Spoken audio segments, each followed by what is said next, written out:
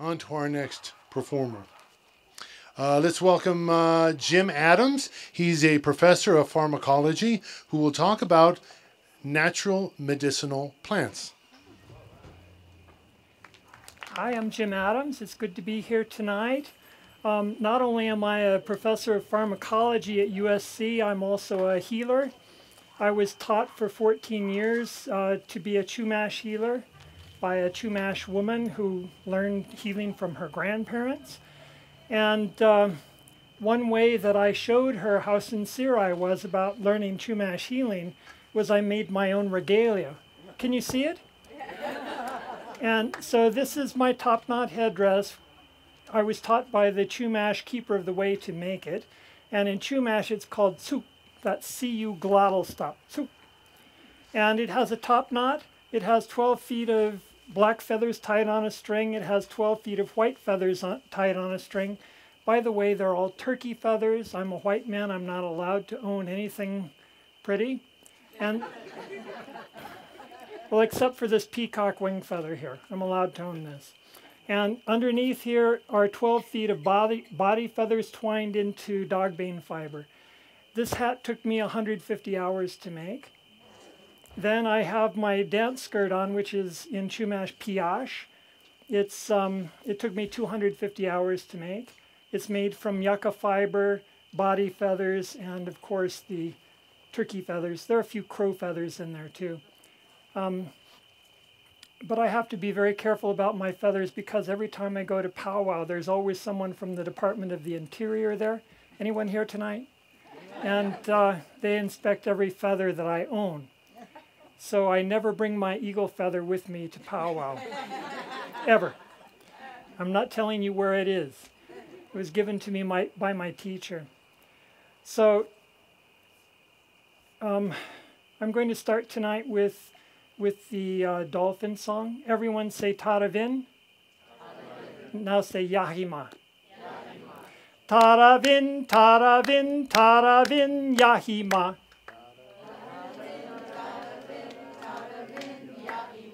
Taravin, Taravin, Taravin, Yahima. Taravin, Yahima, Yahima. Taravin, Yahima, Yahima. All right, so that's the dolphin song. We've just given thanks to God for dolphins. Why are we grateful for dolphins? In the old days, all people lived on Santa Cruz Island. Those of you who haven't heard this story before, you're going to enjoy it. And everyone lived on Santa Cruz Island. And one day, God, in Chumash, God is Hoy, X-O-Y. Hoy came down to the people and said, there are too many of you. I'm going to split the population in half. Half of you will go to the mainland. The other half will stay here and help me create the plants and animals that people will need. So Hoy created a rainbow bridge from Santa Cruz Island to the top of Mount Pinos, where I was this afternoon. And he asked half of the people to cross the rainbow bridge, but he said, don't look down. Well, of course, not everyone is obedient to God. And so some people looked down, and they became frightened and fell into the ocean. God didn't want them to die, so he changed them into dolphins. So dolphins are the brothers of the Chumash people, and that's why we're grateful for dolphins, and we sing the dolphin song. Now, I've been told that I can sing my own songs. I have several songs that I've written. They're all on my website. You can go to abetuspress.com, my website, and download them. But tonight I'm going to sing Chumash songs to honor my teacher. Because my teacher 2 years ago walked on, that means she died, and the chief of the Chumash people, Ted Garcia, came to me, who is, by the way, who is Al's cousin. And Ted said to me, Jim, what are you going to do?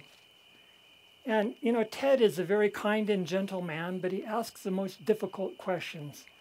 And I looked at him and I thought, you know, I'm a professor of pharmacy at USC, and you want me to be a Chumash healer to the Chumash people? I don't think people are going to be very happy about that, Ted. But I had two choices. I could let all this knowledge that I've learned over 14 years go away, or I could continue it and hope that eventually someone else comes to lift the burden from me. So I said to Ted that I will be a healer and I will pick up that burden. And when God gives us burdens, we need to pick up those burdens.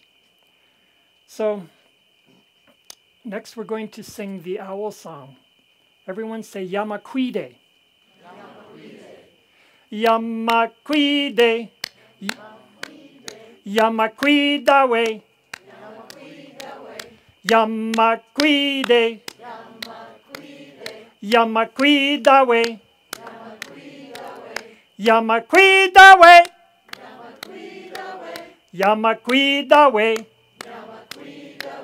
Yamaquidawe. Yamaquidawe. Yamaquide. All right. So Yamaquide is the burrowing owl. Have any of you ever seen a burrowing owl? They're about this tall. And they burrow under the ground. They live on the ground and they fly in the air. So they live in three worlds. They have special powers that you don't have. Not only that, they fly around at night, and with their sharp vision, they protect us from things that might harm us during the night. So Yamaquide is a sacred bird. And like all owls, Yamaquide is a healing bird. So in the old days, the healers would have owl feathers with them. Not all, if they wanted to, they had them. So, of course, I'm a white man. I'm not allowed to own owl feathers. But I practice Chumash healing the way I was taught by my teacher, who learned from her grandparents. They learned from their grandparents. And this knowledge comes to us from the Cuddy Valley, just down the road here. That's where the Chumash Medical School was. And in the old days, the Cuddy Valley was called Guntop. And Guntop was the place where it was the Chumash Medical School. You went to medical school for a year, and then you were an apprentice to a healer for 7 years before you could become a healer. And healer in Chumash, by the way, is Guntop. That's glottal stop, Guntop.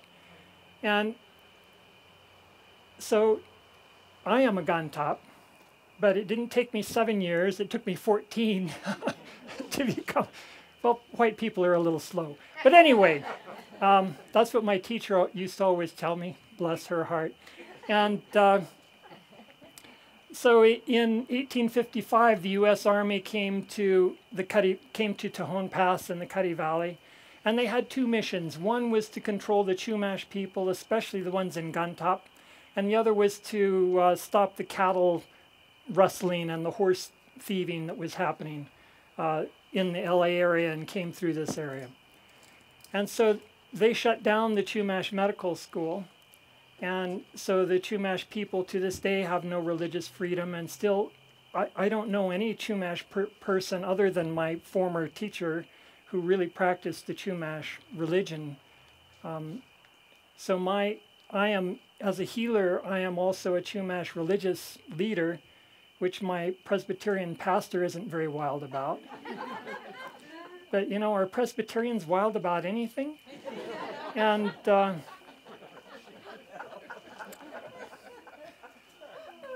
anyway, so now I'm a Chumash healer.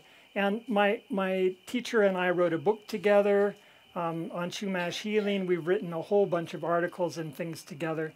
So I go around teaching people Chumash healing. The most important plant we have, you've already seen. Al used it when he was blessing tonight. And that plant is, of course, white sage. And I grow white sage in my garden. And I think you should all grow white sage in your garden. I don't know if it'll grow up here in where are we? Pine Club, Pine Mountain Club. But it grows in my garden. I live down by LA. And so there are two important things to know about white sage. You use one leaf at a time. Now you notice that Al used a big wad of it because he was blessing the whole area. But normally you do one leaf at a time, one person, one leaf. And the most important thing about this, I'll teach you in exactly the words I was taught. White sage is our everything. We need it every day or something will be missing from our lives. White sage helps keep us calm and rational and productive in society. So all you do is you take one leaf, dry or fresh, you put it in your water bottle, you drink from that water all day. Then tomorrow you get a new leaf and you start again. And you drink white sage water every day. And it helps keep you calm and rational and productive. And that's why I recommend it so highly to my pharmacy students. Some of them actually do it. The other important thing about white sage you've already seen, it's used for blessing. And so Al was blessing the whole area, but I'm going to teach you how to bless one person at a time.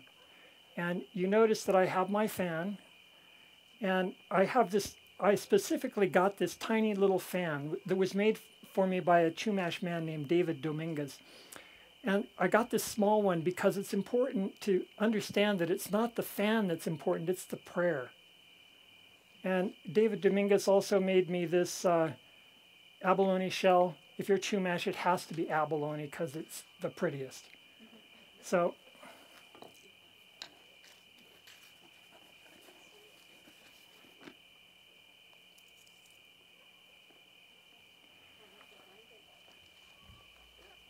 would you like to be blessed? Come on up on stage.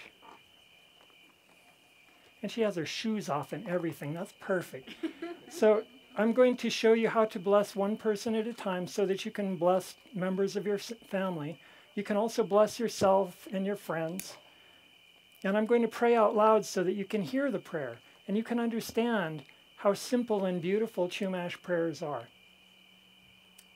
If I can get the lighter going.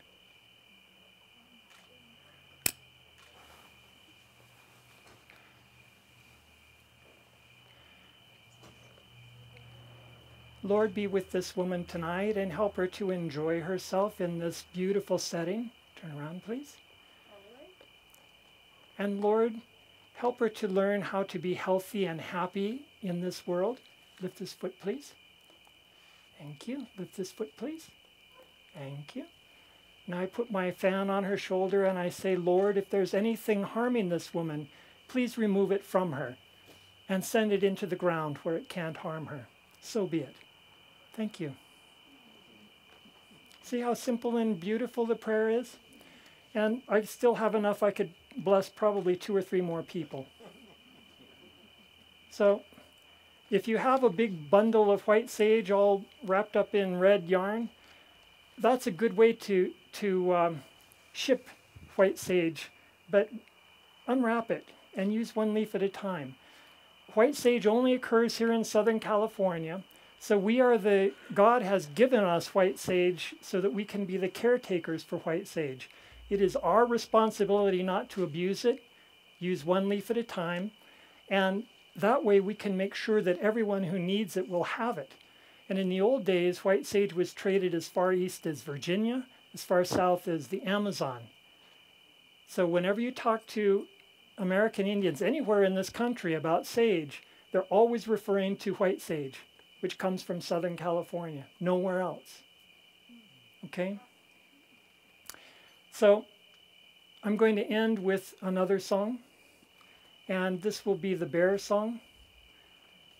And the reason that I sing the bear song is because we need to understand them. We need to learn how to live with bears, because bears are the keepers of the dreams. Bears hibernate all winter long, so they know what dreaming is all about. And it is the job of the bears to make sure that our dreams come true. Ooh, pa, ooh, wanna say wanna. Ooh, pa, ooh, wanna say wanna. Wanna say, wanna say, wanna say, wanna. Wanna say, wanna say, wanna say, wanna. pa, ooh, wanna say wanna, ooh, pa, ooh, wanna say wanna. Thank you.